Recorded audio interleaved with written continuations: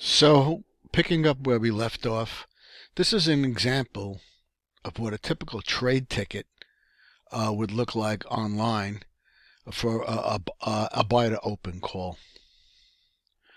So basically, it's a buy order for an IBM 215 expiration November call option, and it's a day limit, okay?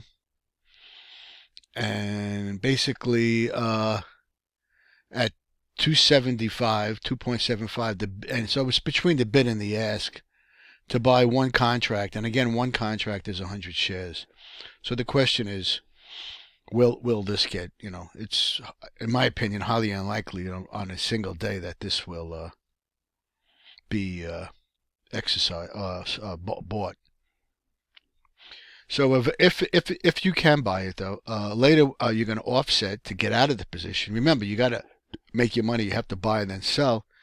We would select the sell to close radio button. Okay. And again, if you want, you would pick a limit order.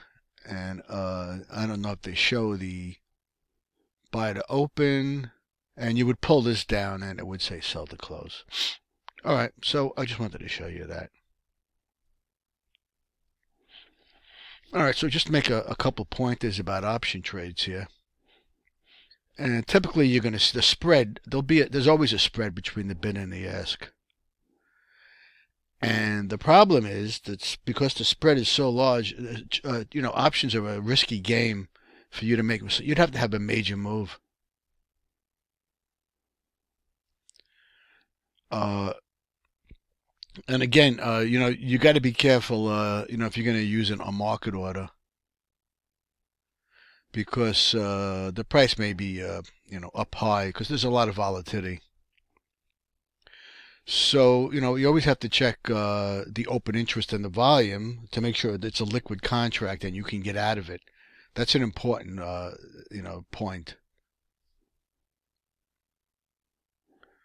So, once the option goes in the money, right, which means you're making a profit, right? So you have to make decisions on when to get out of it. Your psychology steps in. And if you wait too long, you might lose an opportunity. All right, so here's the premium for an option. It goes to zero as the option approaches expiration, right? It approaches zero. The time value is gone, and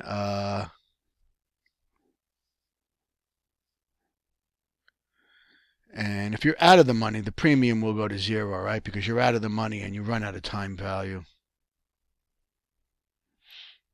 Now, this concept here is you got to be careful how they're using the word premium. So the premium for an option converges to zero.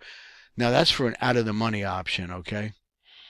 It approaches the intrinsic value as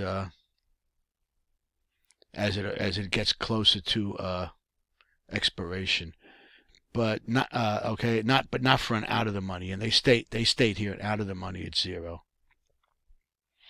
So here's what makes up the premiums. And basically they're distinguishing between the premium and the price, okay?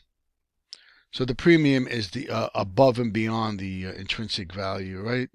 So it's the price of the stock, time to maturity, and the volatility make up the price you would pay for an option.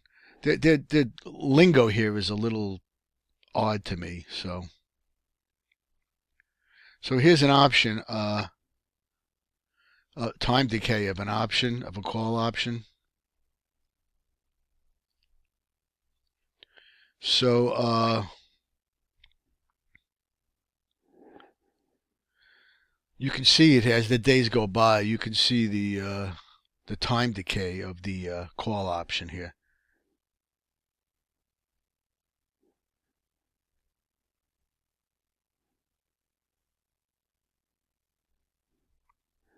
So you see you purchased it for like, I guess, 151, and again that's times 100, right? And basically here's stock volatility, and you could basically option premiums rise sharply when underlying stock volatility rises. There's an index called VIX, and fall when volatility falls. And here they talk about VIX, right? The VIX index shown above measures the relative volatility of the S&P 500, okay, and has the S&P, the SPY index, right? When the volatility of any underlying stock rises, premiums and option prices rise with it, sometimes even enough to overcome a movement in a stock's price in the wrong direction. Note there are many ways to measure stock volatility, and VIX is the most common one. You hear them on Bloomberg talking about that all the time. And you could get a VIX ETF, otherwise known as VXX, and make money off of volatility.